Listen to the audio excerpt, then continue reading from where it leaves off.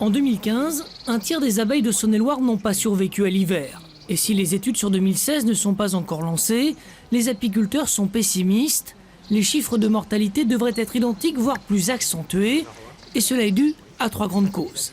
La présence d'un parasite, le varroa, la régression de la biodiversité dans les cultures et surtout la présence de certains types de pesticides.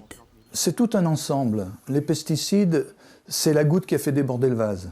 Nos abeilles, depuis tout temps, ont des maladies, enfin des pathogènes vivants qui circulent à l'intérieur des colonies, mais si les abeilles sont en forme, si les colonies sont performantes, eh bien les maladies ne se déclenchent pas.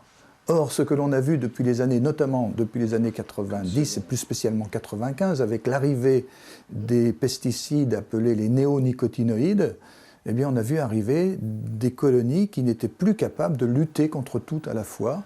Plus d'1 millier d'enquêtes scientifiques démontrent les effets directs des pesticides sur les abeilles.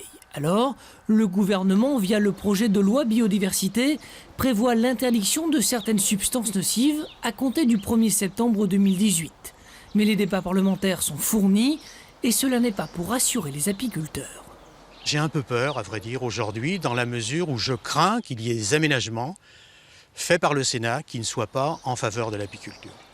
C'est-à-dire ? Eh bien, soit repousser l'échéance de cette interdiction qui aujourd'hui est de 2018, qui va être repoussée, ou soit des aménagements qui vont permettre d'utiliser dans certaines conditions ces néonicotinoïdes. Les apiculteurs ne veulent en tout cas pas d'une guerre avec les agriculteurs. Ils considèrent que ces derniers sont des utilisateurs victimes des fabricants de produits chimiques. En attendant, dans l'ignorance de ces problématiques, les abeilles continuent à butiner.